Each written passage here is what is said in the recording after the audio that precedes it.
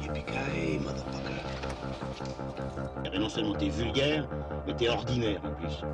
Dick Laurent is dead.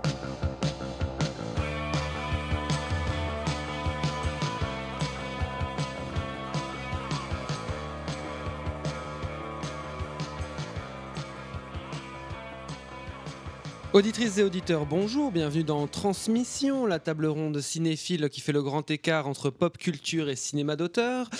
C'est le 34e épisode et aujourd'hui un programme très chargé puisque nous allons parler du Parasite de Bong Joon-ho, on parlera aussi de Ad Astra, le film de James Gray, et on finira avec 3 jours et une vie, le film de Nicolas Boukrieff.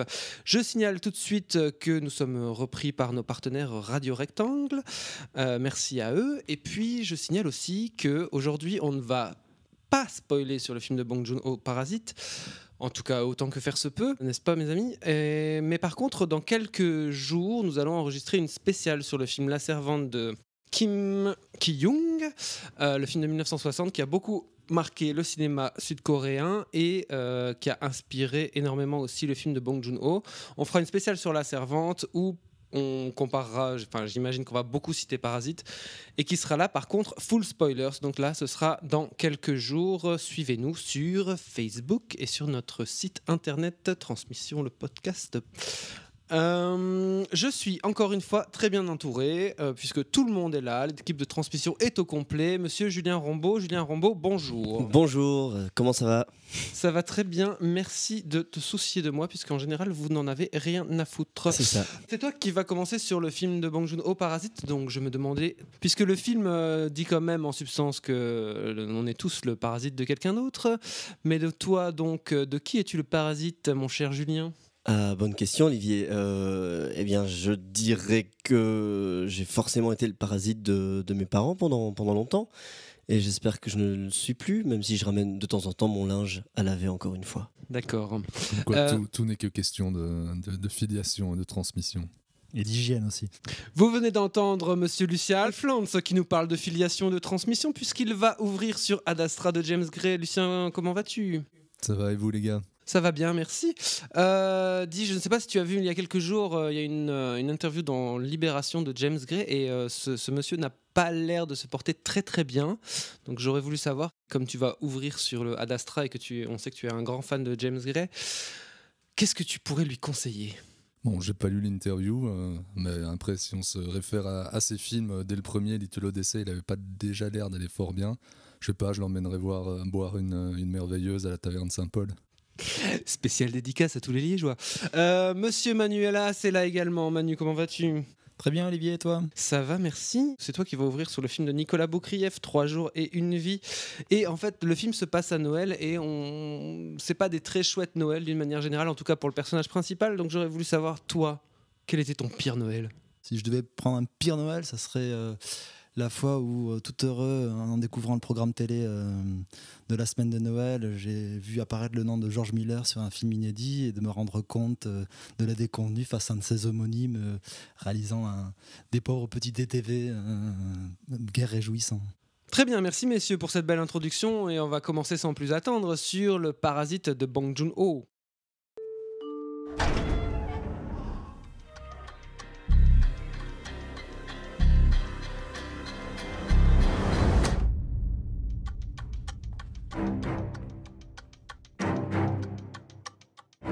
풀타임으로 수업 어떻게 하시는지.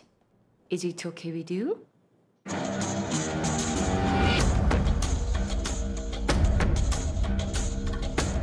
다솜이는 완전 예술가 체질인데. 그래서 그런 건지 그동안 미술쌤도 여러 명 바꿔가면서 해봤는데요. 제가 사람 하나 휙 하고 떠올랐는데. Enfin sorti dans les salles belges, Parasite, c'est donc le 7e long métrage de Bong Joon-ho après notamment Memories of Murder, The Host ou Le Transpersonnage. C'est aussi le film de la consécration puisqu'il a non seulement obtenu la Palme d'Or du Festival de Cannes en mai dernier, mais il fait en plus un carton en salle à peu près partout où il sort, accumulant plus d'1 600 000 spectateurs en France aux dernières nouvelles. Après 2 coproductions internationales, le surdoué auteur-réalisateur est donc revenu dans sa Corée du Sud natale pour tourner ce nouveau long métrage qui compte l'histoire de la famille Kim, qui vit misérablement dans un entresol. Un jour, un ami de leur fils adolescent part à l'étranger et suggère à son pote de reprendre son job, soit professeur d'anglais particulier pour la jeune fille de la richissime famille Park. Un à un, les 4 membres de la famille Kim, les pauvres, vont se faire engager par la famille Park, les riches, et s'immiscer dans leur sublime demeure d'architectes bâtie sur les hauts de la ville. Le film est interprété par certains fidèles du cinéaste, notamment Song Kang-ho, qu'on a vu dans Memories of Murder ou The Host, ou Choi Woo-sik, qui était dans Okja, mais aussi des nouveaux venus comme Park So-dam, Jin Chang-ye, Lee Sun-kyun ou Cho Yeo-jung. Alors, Julien, qu'as-tu pensé du film de Bong Joon-ho ? Eh ben, j'ai pensé, quel film, nom de Dieu, j'ai pris une claque. J'ai adoré la façon dont le cinéaste joue avec les névroses du pays, des Coréens, des paradoxes, la réalité sociale du pays. Je pense à la comédie italienne, par exemple, avec des personnages très marqués, des pauvres un peu affamés, vampiriques, les riches qui sont dévitalisés, un peu distants, froids, etc. Et ensuite, c'est comment la comédie sociale devient carrément un vrai pamphlet politique, pratiquement, avec la place des pauvres dans notre société, les écarts entre les classes sociales, est-ce qu'ils sont irrémédiables, etc. J'ai l'impression qu'il pose vraiment la question. Et puis je ressens dans le film la honte, l'échec d'être pauvre. Et voilà, comment par l'absurde, il montre un peu toute la place, la monstruosité que c'est d'être pauvre. Et avec une virtuosité du film qui est toujours au service du cinéma, des enjeux. C'est toujours traduit en mouvement, la façon dont il filme, et jamais en discours, en mots, comme c'est parfois le cas de cinéma français, etc. Donc voilà, j'ai été cueilli. Je ne vais pas en dire trop pour l'instant. Je laisse rebondir. Il faut dire que c'est quand même assez difficile de parler du film sans spoiler, mais on va faire le nécessaire. Lucien ? Ben ouais, quel plaisir de retrouver Bong Joon-ho sur ses terres, sur son terrain de jeu, dans sa langue, là où il avait laissé pour moi ce dernier chef-d'œuvre, même si j'aime Okja et j'aime beaucoup Snowpiercer. Je trouve que jamais il n'atteint un tel niveau que quand il tourne en Corée. Je pense particulièrement à Memories of Murder, The Host, j'aime beaucoup Mother aussi et celui-ci. D'ailleurs, on pourra peut-être rebondir dessus après, mais il me semble qu'il y a pas mal de parallèles à faire entre ce film-ci et The Host. Mais aussi avec Burning de Lee Chang-dong, dont même si formellement les films ne sont pas tout à fait construits de la même manière, en tout cas ils prouvent à eux deux la suprématie du cinéma sud-coréen actuel. En plus, les 2 films partagent carrément le même thème. Et le même chef-op, même traitement thématique très proche, avec aussi, sans en dire trop, mais une rébellion prolétaire assez brillante dans les 2 cas, et puis aussi une variation, enfin une réflexion sur le rapport qu'il y a entre les 2 Corées, sur le capitalisme, sur l'anglification de la société sud-coréenne.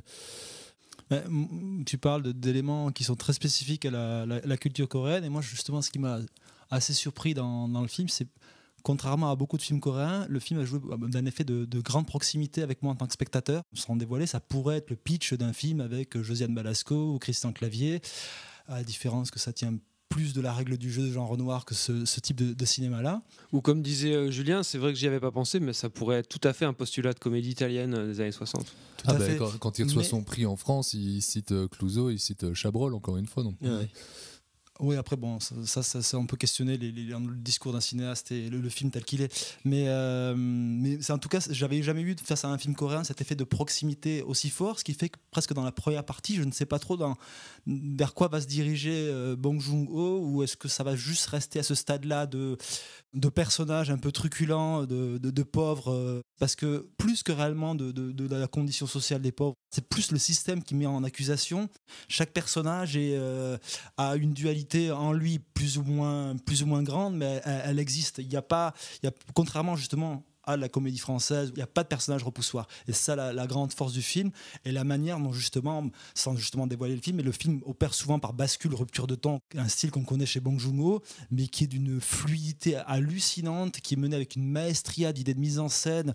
Il y a notamment quelque chose qui est assez intangible au cinéma, qui est une question liée à l'odeur, et la manière dont il va il va déployer cette idée de l'odeur et qu'au final, ce qui est peut-être le plus grave, c'est pas celui qui profite de quelque chose, mais c'est celui à un moment qui se bouche le nez face à la situation. Et comment à un moment il fait éclater cette idée-là dans le final du film, cette idée d'odeur, c'est juste... c'est magnifique en termes d'écriture, de construction, de mise en scène, c'est d'une limpidité, c'est tellement d'une évidence. Il y a aussi une élégance dans ce film-là, je trouve, qui est... On pourra en parler peut-être vis-à-vis des autres films du programme, mais il y a une élégance du désespoir dans ce film-là, parce que je pense que c'est un film qui est constamment pour les spectateurs jouissif. Il y a un plaisir ludique constant, et pourtant c'est un des films les plus noirs et je pense les plus désespérés que fait Bong Joon-ho sur la société. C'est pas la société coréenne, c'est la société en général. Je pense que le succès du film est lié aussi que le film est universel, totalement universel dans son propos. Là, je te rejoins complètement, Manu. Je suis tout à fait d'accord avec toi. Bong Joon-ho, dans ce film-là, il atteint une sorte de perfection, d'évidence du geste. En fait, c'est un film d'une fluidité incroyable. C'est un film, contrairement à d'autres films de ce soir, qui sent jamais le labeur. C'est un truc de dingue parce que tous les personnages existent, tous les personnages ont une dualité, comme tu l'as dit, et ça sent jamais le labeur, ça sent jamais le trop écrit. C'est une perfection du geste, je trouve. Après, il y a un truc que Bong Joon-ho, notamment dans The Host ou dans Memories of Murder, ces deux premiers films surtout, il était connu justement pour ça, c'était les ruptures de ton. Mais je trouvais qu'avant, c'était au sein d'une même scène, tu vas avoir de la comédie et de la tragédie au sein de la même scène. Ici, je trouve que le film, il va plus par mouvement, en fait. Je trouve qu'au début, on est vraiment dans une espèce de comédie, machination, puis après, on arrive dans un truc Hitchcockien. Et puis, presque par acte. Ouais, voilà, je dirais par acte ou par mouvement. Je trouve qu'il est plus, il fonctionne plus par mouvement. Ça peut arriver quand même dans une même scène aussi. Des moments je veux dire, tu switches de la comédie à l'horreur en deux plans. Hein, mais... la scène où toute la famille Kim est dans le salon et où quelqu'un va arriver de dehors, c'est quand même une grosse rupture de ton. Je suis d'accord avec ça, mais je trouve quand même que, il y a en tout cas, il y a un feeling général qui évolue dans le film. Et je trouve que le dernier mouvement du film, on va dire après l'orage, après tout ce qui se passe avec l'orage, je trouve que la manière dont d'un coup on va avoir la violence de l'oppression de la famille riche sur la famille pauvre, c'est hyper violent. Je trouve que c'est super bien orchestré. Alors que je trouve qu'ils sont quand même montrés quand même comme un peu des victimes jusqu'à une certaine partie du film, et la manière dont ça se retourne, je trouve que c'est super bien orchestré. Mais justement parce que ça paraît pas caricatural tout d'un coup, un comportement qui est plus appuyé à ce moment-là dans le dernier tiers du film, où il passe beaucoup plus pour les salauds qu'ils ne sont dans la première partie du film. Mais c'est juste en te disant, regardez, je vous ai démontré sous cet angle-là, mais ils existent aussi sous cet angle-là. Et ça paraît pas incohérent vis-à-vis des personnages. C'est pour ça que je suis pas tout à fait d'accord avec ce que disait Julien au début en parlant de la monstruosité des pauvres, entre guillemets. C'est que la monstruosité dans ce film-là, elle est partout, comme c'était déjà un peu le cas dans The Host. Bien sûr, alors je me suis mal exprimé, pardon. Je parle pas de la monstruosité des pauvres, de leur caractère, je parle de la monstruosité, le regard qu'on porte sur eux. Ok. Et tu disais très justement que le film est universel. Oui, moi je le trouve. Voilà. J'ai parlé avec quelqu'un, il me disait ouais, c'est pas très subtil. Oui, en effet, on peut dire ça comme ça, mais en fait c'est parce que c'est une espèce de démonstration qui tient plus du conte ou de la fable, de la farce même. Et souvent dans la farce, il y a un côté méchant, et je trouve qu'il y a ça. Dernière chose que je voulais dire, c'est que non seulement il y a ce dernier mouvement qui est très grave et très dur, mais il y a deux moments qui sont purement de jouissance de spectateur en termes de générosité. Le film, qu'est-ce qu'il donne, mais la manière dont ils vont se débarrasser de la servante, c'est monté d'une manière, c'est jouissif, on prend un plaisir dingue en voyant ce film. C'est toujours spectaculaire et c'est souvent très drôle, même dans les moments dont on se débarrasse des gens, c'est toujours très drôle. Et ce qui m'a beaucoup fait rire, entre guillemets, c'est comment il se laisse emprisonner dans les tentations du capitalisme. Alors je m'explique, c'est des grands mots, mais la maison qui devient vraiment un enfermement. Et alors ce qui me fait rire, c'est comment les Kim, ils sont piégés par Internet, c'est-à-dire par la technologie, par le fait d'être enregistré dans une séquence, etc. Et comment la famille riche, elle va être piégée quelque part en invitant un cours d'anglais. Donc finalement, je me dis, les uns sont piégés par la technologie, les autres sont piégés par le fait d'américaniser leur vie. Et je trouve ça assez drôle comment le fait de vouloir ouvrir à d'autres cultures se referme contre eux. Mais oui, tu résumes bien le truc. On parlait d'universalité du propos, mais c'est aussi parce qu'il arrive à être limpide dans sa complexité, en vulgarisant son propos, principalement à travers la mise en scène. Ça, c'est absolument brillant.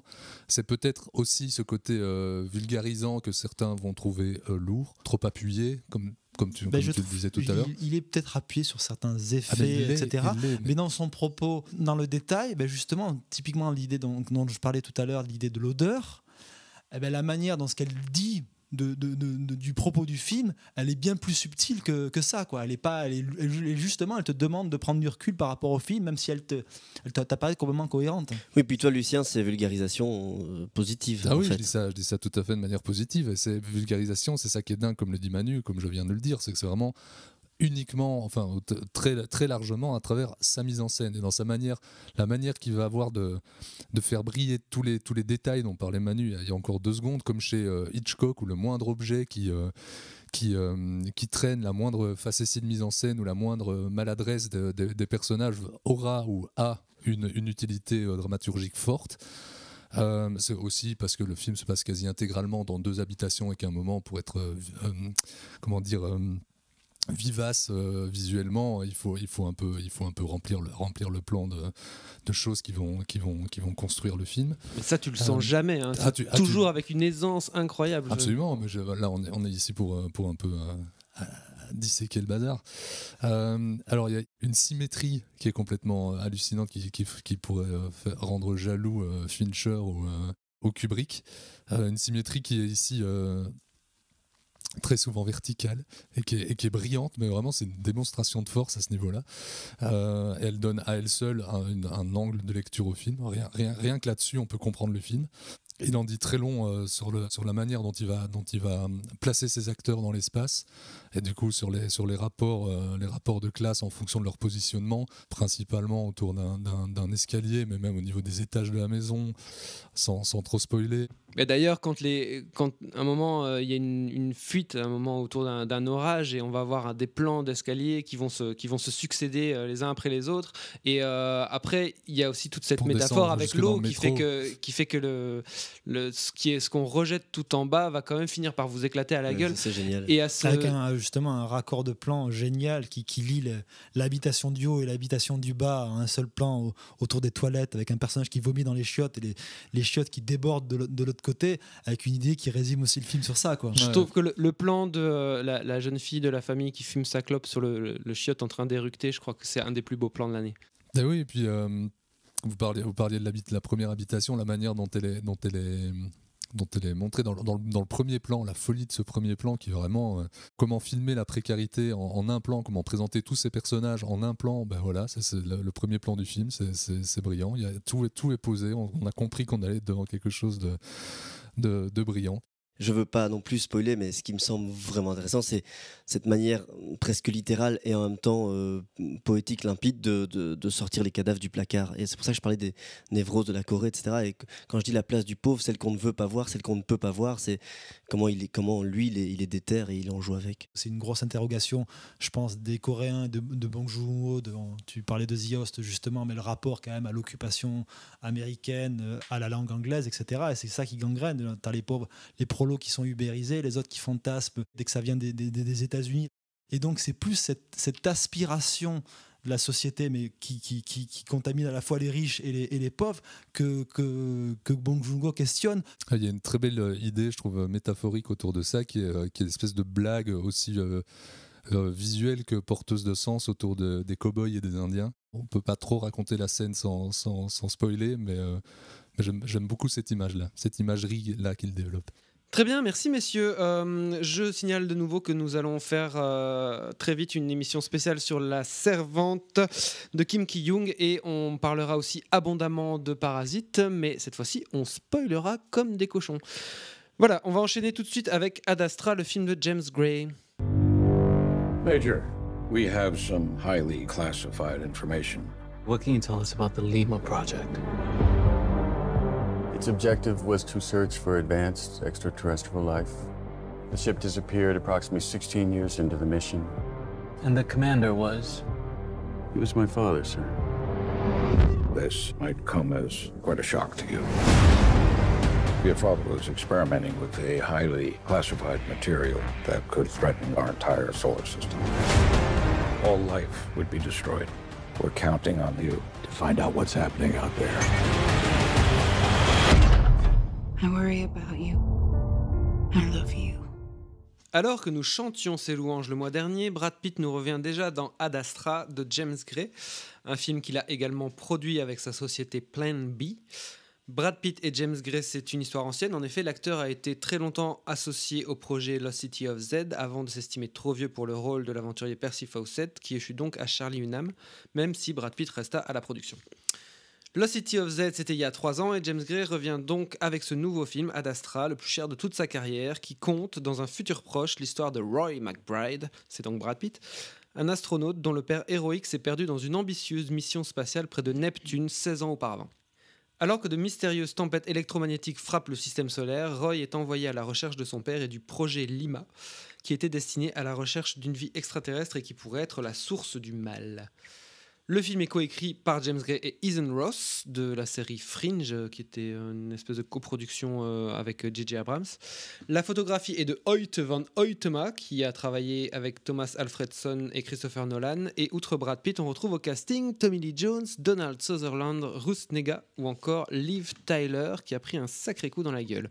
Lucien, qu'as-tu pensé du film de ce cher James ? Déjà, j'ai l'impression qu'on va un peu tous dire la même chose du film et qu'on va juste se placer par rapport à ça. Mais je peux me tromper. Pour moi, il y a une forme d'introspection presque manichéenne à échelle macroscopique qui est troublante tout du long du film. Et en ce sens, le film se rapproche assez fortement de dernières propositions SF qu'on a eues au cinéma, que ce soit Gravity, Interstellar, High Life ou First Man et autres, parce qu'il est question, avant d'explorer l'univers, de chercher à répondre à ses propres tourments. C'est pas pour rien si le film commence par une chute et se termine par un retour. Ce qui intéresse James Gray, c'est le trajet entre les deux, c'est le côté instructif du trajet. Mais c'est peut-être encore plus qu'à ces films-là, à Apocalypse Now, voire même à The Tree of Life, que le film se réfère, tant il tient d'une sorte de road movie stellaire qui n'aurait pour but que d'avancer, de se fondre dans l'abstraction pour re-rencontrer le père, l'image qu'il en reste, comme un double auquel ils vont finir toujours plus ou moins par ressembler, voire même à une forme de dieu, vénéré, le dieu, ou à une cité perdue, parce que, oui, de manière assez évidente, pour moi, le film forme une sorte de diptyque avec The Lost City of Z, comme une réinterprétation de la même histoire, mais du point de vue du fils, pour continuer l'éternelle réflexion de James Gray sur la transmission. C'est un film qui s'inscrit dans un corpus de films de SF qu'on a eu ces derniers temps, mais justement, pour reprendre peut-être une expression que tu as le plus souvent citée que moi dans l'émission, qui est de Jean-Baptiste Toré, c'est un film qui n'est pas vraiment un film à l'heure aussi. C'est un film qui arrive après les autres et qui, à mon avis, ne marque pas forcément toujours des points. C'est un film qui est, on en discutait tout à l'heure en intro, qui est, on va dire, profondément dépressif, qu'on sent bien porté par des préoccupations de James Gray, mais c'est aussi un film assez peu aimable vis-à-vis du spectateur, qui à la fois est un film qui moi je trouve une grande froideur, parce que tu as parlé de plein de choses du film et tu n'as jamais parlé de l'émotion qui suscite, et je trouve que l'émotion elle est quand même très très en retrait. Je trouve que le parcours du personnage de Brad Pitt, ce voyage intérieur, en fait, il est assez peu incarné à mon sens. Le film est extrêmement verbeux, il utilise, alors c'est un procédé de narration, je pense, le film est en grande partie narré en voix off, et une des idées qui n'est pas inintéressante de James Gray, et justement d'essayer d'inscrire un petit peu cette voix off dans le cadre du récit avec les débriefs psychologiques qu'a Brad Pitt, sauf que c'est assez littéral en fait ce que dit Brad Pitt. Le personnage parle de la rage qu'il a vis-à-vis de son père, de sa souffrance, et il le dit de manière extrêmement littérale. C'est un des reproches que j'avais déjà pour Love City of Z, c'est que cette idée de se perdre, soit dans la jungle ou dans le cosmos, je ne le sens pas. C'est un film beaucoup trop retenu. Il n'y a pas cette idée de vraiment de dériver avec quelque chose. Je trouve que le parcours est beaucoup trop tracé, beaucoup trop écrit. Je me dis, tiens, cette vision du futur-là, cette idée-là est assez inédite, mais elle me transporte pas. Mais c'est une idée qui reprend très souvent dans ces films. C'est l'idée d'entreprendre, et particulièrement ici dans le City of Z, c'est d'entreprendre le héros vraiment comme l'épicentre du récit. Un héros qui boufferait le cadre et qui n'utiliserait ici l'immensité, l'espace, que pour rappeler qu'ils ne sont en fait qu'une matière sur laquelle Gray va pouvoir creuser son héros, en fait, va pouvoir vraiment approfondir son personnage. Est-ce que c'est pas un peu que son ça, sujet en fait, puisqu'il fait justement un film sur un personnage qui le dit lui-même, qui n'arrive pas à éprouver les émotions, qui d'ailleurs c'est assez littéral, son pouls ne dépasse jamais les 80, qui fait un film sur un personnage froid. Oui. Voilà, donc est-ce que logiquement, est-ce qu'on doit ressentir des émotions pour ce personnage-là? Au moins peut-être comprendre ce point de bascule qui fait qu'à la fin du film, il semble avoir entamé une autre phase dans sa vie. Et ce moment de bascule entre ce personnage-là qui est dans une souffrance, qui est ça, et ce personnage qui serait redécouvert à la fin, le point de bascule, moi je ne vois pas où Gray le film, à quel moment il existe dans le film. Je rejoins ce que tu dis. À part dans ce monologue final. Je comprends ce que tu dis, Manu, mais c'est vrai que j'ai du mal aussi à voir ce point de bascule dont tu parles, mais juste qu'il voit là où ça a mené le personnage qu'il va rencontrer à la fin, et qu'il n'a pas envie de suivre cette même voie-là, et que donc du coup il fait le trajet inverse, et donc il doit se satisfaire de ce qu'il a. C'est en ça que le film est quelque part profondément dépressif. C'est que le personnage essaye d'aller au fond du cosmos, et finalement bon, je spoil un peu, mais ce qu'il en retire, c'est que c'est satisfais-toi de ce que tu as, quoi. Moi, je trouve ça terrible. Moi, à ce moment-là, pour le coup, très peu d'émotions dans le film, je suis d'accord avec vous, à l'exception d'une unique scène, qui est une scène de dialogue avec son père, où il dit une phrase d'une violence absolue, où son père a passé 30 ans de sa vie à rechercher une vie extraterrestre, et il dit mais je continuerai tant que j'ai pas de réponse, et il lui répond mais si tu as la réponse, on est tout seul. En fait, c'est ça, on n'a jamais que ce qu'on est.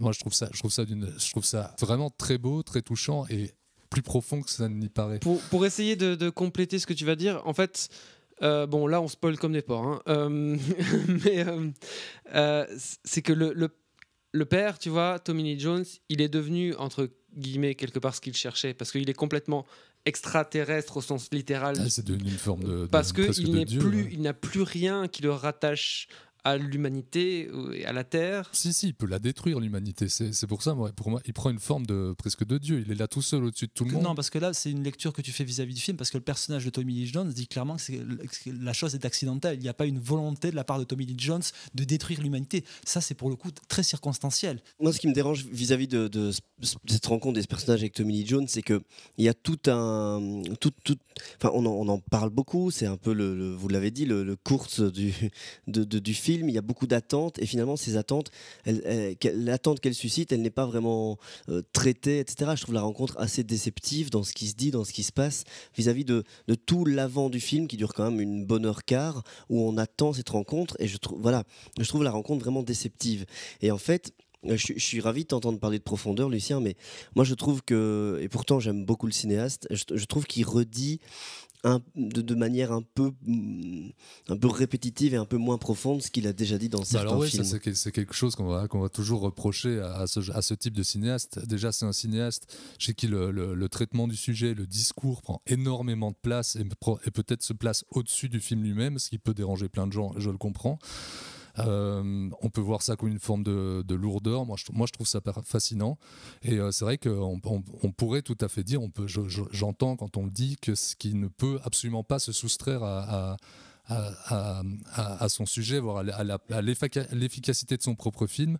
Mais moi, je préfère y voir la marque d'un très grand auteur. Oui, mais moi, je pense que justement, dans ses précédents films, je me fais une exception pour Lost City of Z que je rapprocherai d'Ad Astra. Je pense que entre guillemets, son discours d'auteur ne phagocytait pas tout. Et il faisait exister de vrais personnages. Il y avait vraiment une galerie de personnages, il y avait des émotions qui se dégageaient de ces relations entre ces personnages, où là, tout le parcours du personnage est verbalisé, y compris dans cette séquence de fin où carrément il s'adresse à toi avec une sorte de happy end. Tu pourrais presque croire à un happy end un peu ajouté, quoi. Un peu forcé, moi. Un peu forcé, j'ai l'impression pas très incarné en termes de narration. Je trouve que c'est assez faible. Ça m'a fait penser en fait à cette scène qui a été rajoutée à la fin de The Yard avec la scène de Mark Wahlberg. Moi, je serais pas étonné que le film ressorte un jour sans cette scène-là. Bon, on verra, mais ça m'étonnerait pas. Le problème, c'est que si elle sort sans cette scène-là, le film ne fait plus aucun parcours vis-à-vis de son personnage. Le souci, à mon sens, du film, c'est qu'en fait, sans cette séquence-là, tu n'as pas vraiment le parcours de Brad Pitt. Bah, vous avez un peu tout dit. Moi, je suis globalement d'accord avec vous qui n'êtes pas d'accord. Je suis très partagé sur le film aussi. Après, Manu, tu sembles dire que vraiment le film est très froid, qui t'a laissé constamment à l'écart. J'ai quand même été embarqué dans le film. J'ai quand même été embarqué avec ce personnage-là. Je trouve qu'il y a c'est marrant parce que c'est le film le plus cher de Gray et c'est aussi son plus introspectif. C'est pour ça qu'il va prendre plein de gens à contrepoids, là. Et je trouve qu'il y a une forme de ce dépouillement dans les décors. J'ai été assez séduit en fait par le look du film en fait. Tout ce qui se passe sur la Lune, ce qui se passe sur Mars, il y a une espèce de solitude comme ça spatiale qui est presque un peu tarkovskienne pour le coup. Tout ce qui se passe sur Mars, c'est assez beau. L'idée de cette chambre de décompression où tu vois des pétales qui sont projetés sur les murs, je trouve que c'est une belle idée. Par rapport à ça, je rebondis juste là-dessus, mais il se permet des choses. Moi, ça rebondit aussi un peu sur ce que disait Manu plus tôt, mais la manière dont il entreprend certaines scènes d'action de manière à vraiment les déplacer sur son terrain, sur son terrain propre, c'est super intéressant. C'est vraiment, il arrive à en faire quelque chose. Il les déplace vraiment là où il pourra en faire ce qu'il veut, en mettant, encore une fois, c'est très théorique, mais l'idée de la scène en avant plutôt que son efficacité première. Et du coup, il fait comme avec certaines scènes, je pense la course-poursuite sur la Lune ou bien la traversée des roches spatiales autour de Neptune avec l'espèce de bouclier. Comme il avait pu le faire avec la scène des piranhas au début de Z ou la course-poursuite dans We Own the Night. C'est-à-dire offrir des séquences un peu jamais vues, mais toujours un peu en creux.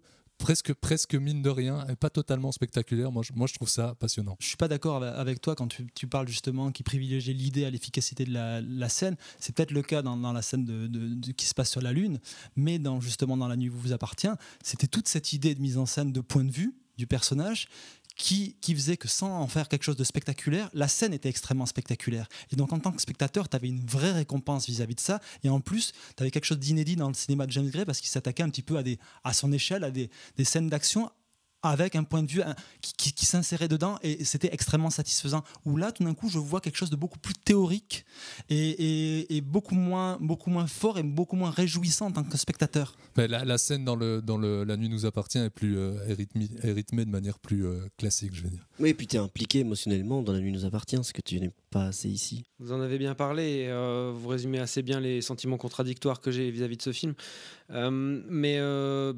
Pour moi, c'est vraiment un film jumeau de Au cœur des ténèbres ou un film jumeau de Apocalypse Now.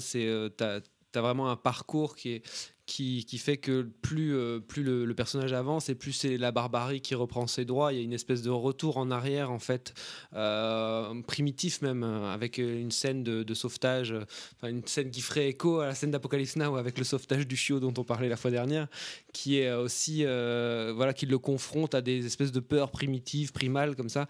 Et je trouve que c'est assez intéressant. C'est intéressant, mais c'est aussi un petit peu écrasant, cette ombre du film de Coppola, parce que justement dans cet aspect déceptif de la fin qu'il y a dans Apocalypse Now, qu'il y a dans Ad Astra, la force du film de Coppola, c'est quand même à un moment il savait traduire visuellement et de manière symbolique à l'image ce parcours du personnage, ce que à mon avis échoue à faire James Gray et dont sa scène finale est un peu un aveu d'échec à mon sens sur ça. Moi, le problème que j'ai, et ça va rejoindre un peu les deux choses que vous disiez, c'est par rapport la voix off qui fait très ouvertement référence à Apocalypse Now pour le coup. Elle est assez étrange, parfois même troublante et surtout parfois un peu confuse. Si on pourrait croire qu'elle souligne les intentions de mise en scène, je trouve que c'est pas toujours le cas. Par contre, elle raconte surtout ce que le protagoniste qui est toujours seul, ou presque, est incapable de dire, de dire tout haut en tout cas. Et elle donne à elle seule une raison à la présence du personnage de Eve, qui est un personnage qu'on peut imaginer originel, mais qui au final ne représente qu'une idée très théorique d'un amour perdu au profit de l'exploration de toute une vie.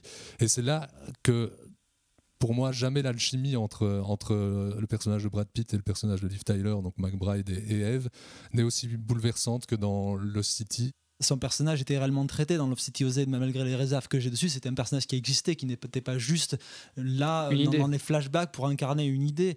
Je suis pas tout à fait d'accord avec toi. Enfin, si, par rapport au personnage de Eve, qui est moins écrit que le personnage de la femme du personnage principal. Mais ici, c'est vraiment juste un symbole. Hein. C'est clair, on est juste dans le symbole, on est d'accord là-dessus.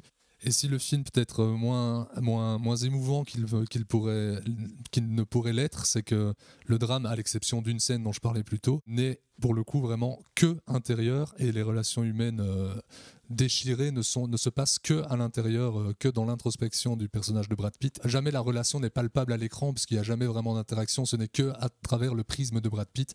Ça enlève un peu du côté lyrique qu'il pourrait y avoir. Ceci dit, comme tu parles d'intériorité et que j'ai dit pas mal de négatifs, il y a aussi au niveau du jeu une scène que je trouve vraiment très très belle et très touchante, qui est justement ce compte rendu de Brad Pitt où il finit par, enfin c'est pas le compte rendu, mais où il finit par s'adresser à son père, à lâcher le contrôle. Et c'est justement ça qui est beau, c'est que pour une fois, il me semble, il dépasse, enfin je veux dire, l'émotion le submerge, et donc il sort de cette intériorité pour donner quelque chose à lui, au spectateur. Et puis le jeu de Brad Pitt très sobre et en même temps très chargé, c'est assez beau à voir. Le problème, c'est que ces trois moments d'émotion, qui sont la conversation téléphonique avec Liv Tyler, qui sont ce moment du débrief après l'attaque par le singe, et le message au père. Il utilise 3 fois le même type d'écriture pour délivrer ce moment d'émotion, et c'est qu'à un moment je trouve que ça défausse un petit peu, ça rend un peu artificiel à mon sens le dernier qui devrait être le plus émouvant, le message au père. Je pense que ça aurait été peut-être plus efficace si ça avait été circoncis à cette séquence-là du film, ce type d'écriture. Plus que artificiel comme tu dirais, moi je dirais brut, parce que c'est peut-être le film le plus évident de Gray, dans le sens pas dans son approche formelle, mais dans son propos. Mais c'est aussi parce qu'il est, comme souvent en SF d'ailleurs, extrêmement épuré. Il n'y a rien d'autre que ça à l'écran. Et donc j'y vois plus quelque chose de brut de décoffrage que d'artificiel. Et puis il y a un truc moi qui me touche chez Gray, comme chez De Palma d'ailleurs, c'est cette espèce de mélancolie de venir après des films extrêmement référencés et toujours un peu tristes de ne pas être au niveau de leur maître, à la différence que chez Gray n'a pas la vanité de Palma, et donc il va peut-être un peu moins loin dans l'explosion de ces codes-là. Mais je trouve toujours ça presque touchant de voir un cinéaste être conscient qu'il ne vient qu'après de très grands noms. Merci messieurs. Eh bien, je vous propose d'enchaîner tout de suite avec 3 jours et une vie, le film de Nicolas Boukrieff.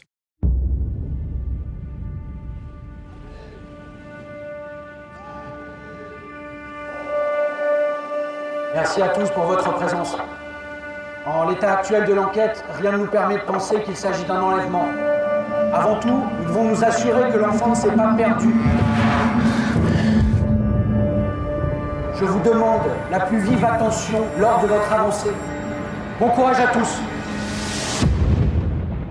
3 jours et une vie, c'est donc un film de Nicolas Boukrieff. Nicolas Boukrieff, c'est un ancien rédacteur de Starfix qui est devenu scénariste et réalisateur sur Va mourir en 1995. Il a été aussi co-scénariste d'Assassin de Mathieu Kassovitz en 1997. Et depuis, il est auteur de films plutôt remarqués tels que Le Convoyeur en 2003 ou Cortex en 2008. Le réalisateur appartient à une génération, avec Christophe Gans notamment, qui a essayé de redynamiser le cinéma français au début des années 90, en le faisant renouer avec un cinéma de genre au premier degré et respectueux des codes, et particulièrement pour Nicolas Boukrieff, disons le polar façon hard-boiled.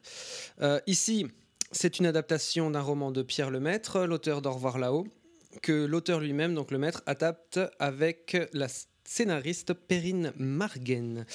Le film se déroule entièrement dans un petit village des Ardennes belges qui existe. D'ailleurs, je crois que le tonton de Julien y habite. Et ce film commence à Noël 1999. Antoine, un garçon de 12 ans, vit seul avec sa maman, qui s'appelle Blanche, qui est interprétée par Sandrine Bonner. Et alors qu'il est victime d'un chagrin d'amour, il se défoule dans les bois et il va se retrouver mêlé à la disparition d'un enfant, j'en dis pas plus. Le film raconte comment ce secret va bouleverser sa vie ainsi que celle de son entourage. 3 jours et une vie, c'est une coproduction belge. Le film est photographié par le belge Manu Dacos et compte à son casting Pablo Poli, Charles Berling, Sandrine Bonner, Philippe Torreton, le jeune Jérémy Sénez ou encore Margot Bancillon, ainsi que plusieurs figures connues du cinéma belge comme Luc van Grunderbeek ou l'abonné au polar ardennais Johan Blanc.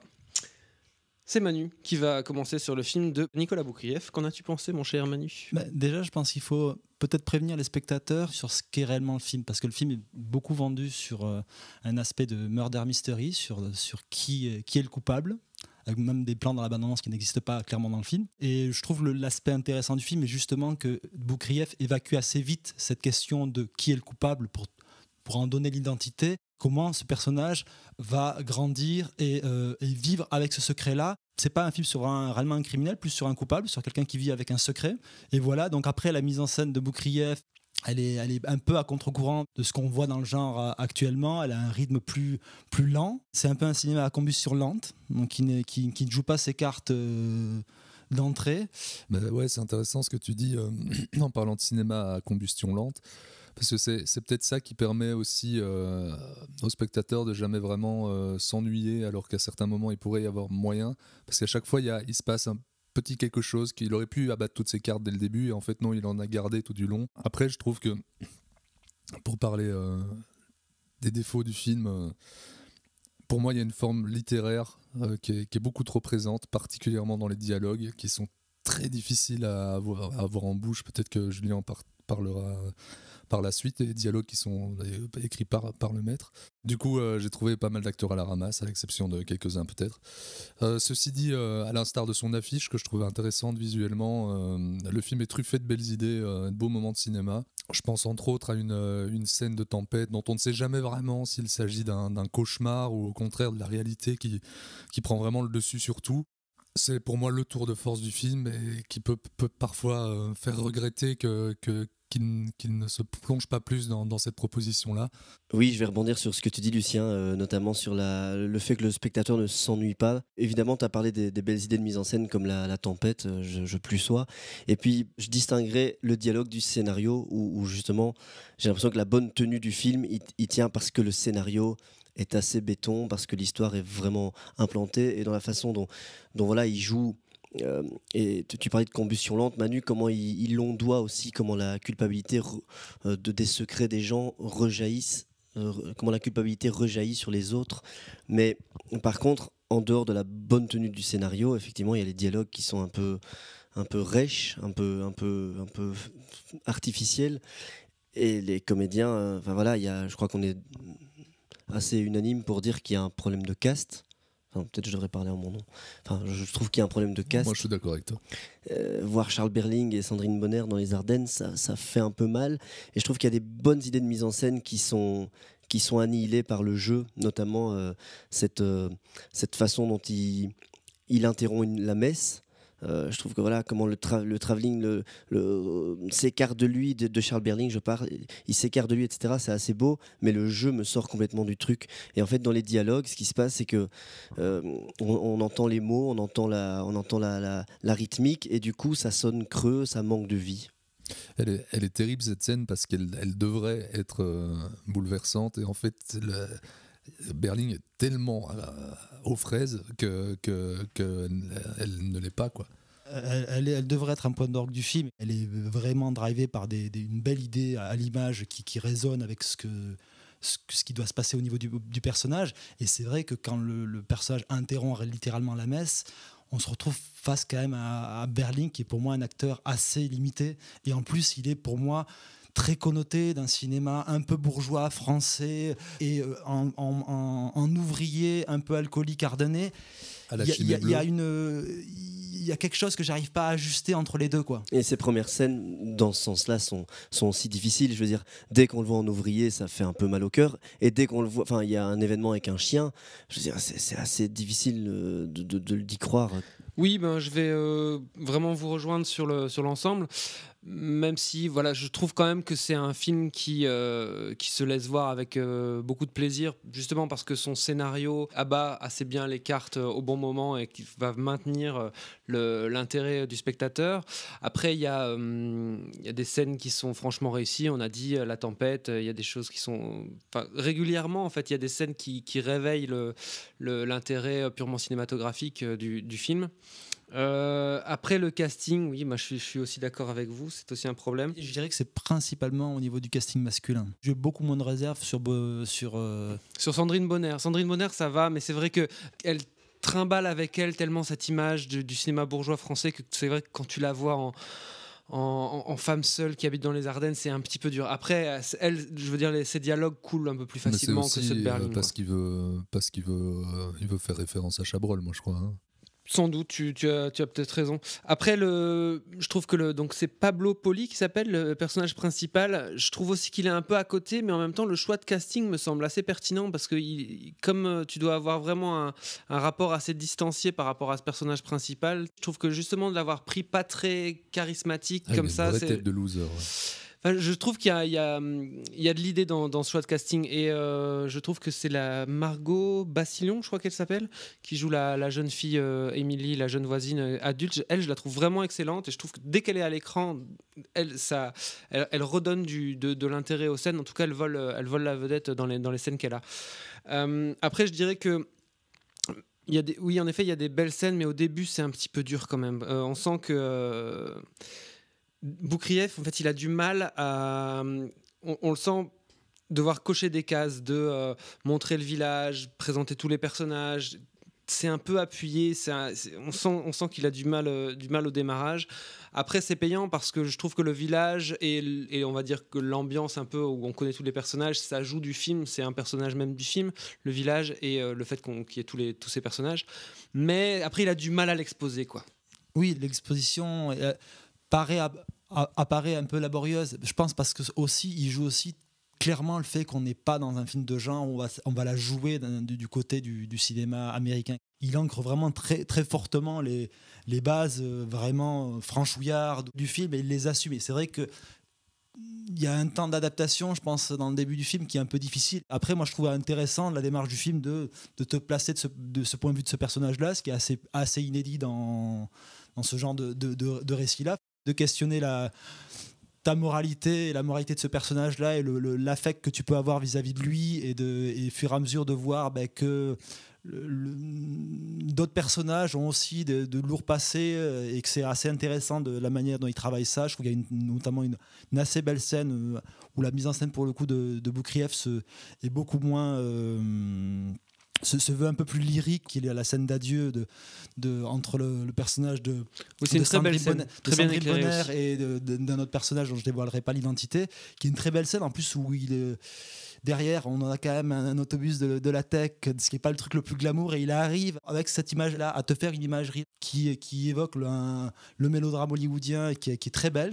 Juste pour finir là-dessus, je dirais aussi que moi je trouve que la dernière scène, la scène de fin du film est très bien gérée et aussi tous les enjeux sont vraiment bien résumés et sur la mise en scène et la mise en scène est assez on va dire classique et discrète, mais ça marche vraiment bien, ça incarne vraiment bien le dilemme qui est au cœur du personnage, je trouve. Et avec une vraie ambition narrative suffisamment intéressante pour être louée et amenée à voir le film. Oui, tout à fait. Très bien, on va passer au conseil. Écoute, pourrieux, pour moi tu n'es qu'une merde de chien qui s'étale sur un trottoir. Et tu sais ce qu'on fait d'une merde de ce genre? On peut l'enlever soigneusement avec une pelle, on peut laisser la pluie et le vent la balayer, ou bien on peut l'écraser. Alors si tu veux un conseil d'ami, choisis bien l'endroit où on te chiera. Eh bien, on passe tout de suite au conseil et c'est moi qui vais commencer. Donc, nous avons parlé aujourd'hui de 3 jours et une vie où il y avait Sandrine Bonner et on a aussi parlé de Parasite de Bong Joon-ho. Bong Joon-ho qui, comme tu l'as dit Lucien, à la dernière cérémonie du Festival de Cannes a remercié Chabrol et Clouzot. Donc, du coup, je vais faire un bon conseil dans la catégorie film sur la lutte des classes. Vous pourrez regarder le très bon La cérémonie de Claude Chabrol avec Sandrine Bonner qui date de 1995 ou alors revoir l'excellent Les Diaboliques d'Henri-Georges Clouzot de 1955 qui est aussi assez cinglant sur les conflits de classe. Il est fort. Monsieur Manuelas. Eh bien, moi, je vais vous conseiller un livre qui est à l'image de Transmission. C'est les mémoires de Jean-Pierre Dionnet. Mémoires avec un petit jeu de mots puisque ce ne sont pas les mémoires comme on s'y attend mais les mémoires, les divinités grecques. Et donc voilà, c'est un livre passionnant puisque ça revient sur toute la carrière de Jean-Pierre Dionnet. On en parlait en off avec Lucien, c'est vraiment, je pourrais dire, un trésor national français. Un des meilleurs ambassadeurs de la culture, de la pop culture qu'il y a eu, qui a toujours eu à cœur de défendre les films qui étaient sans défense dans l'espace du champ critique. Quelqu'un qui n'a eu de cesse de toujours établir des ponts entre les différentes cinématographies. Moi, je sais que par exemple, typiquement, j'ai découvert Sympathy for Mr. Vengeance dans les pages du Mange Livre, qui était une rubrique qu'il animait quand le métal hurlant était exhumé au début des années 2000. Et justement, il faisait parallèle entre le cinéma de Park Chan-wook et le cinéma d'Aldrich. C'est toujours quelqu'un qui a refusé de cloisonner les genres, les types de cinématographie, d'art. C'est un livre extrêmement touchant et indispensable. Et il animait aussi une excellente rubrique à Canal+ dans les années 90 qui s'appelait le cinéma de quartier, grâce à laquelle j'ai découvert Danger diabolique, La planète des vampires ou Cher pour Frankenstein ou Wickerman, enfin bon, des tas de trucs. Julien. Oui, écoute, je pourrais te conseiller d'aller regarder Les Mentes religieuses avec James Gray, mais je vais plutôt conseiller à la Cinémathèque bruxelloise, pour les Bruxellois ou les environs. Il y a une rétrospective de Yasuhiro Ozu, justement, on continue notre focus asiatique, qui se déroule jusqu'en novembre, jusqu'au 17 ou 19 novembre, je crois. Et voilà, c'est l'occasion de revoir des films comme Voyage à Tokyo ou Le goût du saké. Merci. Lucien. Moi, je vais vous parler d'une série. Une série dont on a beaucoup parlé et pour une fois, je me suis laissé attraper par la hype et j'ai plutôt bien fait. Il s'agit de Tchernobyl, qui est une série dont je suis sorti plus instruit qu'à mon entrée dans cet univers-là. Qui prend des libertés mesurées avec la réalité pour maximiser sa narration, qui est une mise en scène assez classique mais qui se base sur une écriture très construite.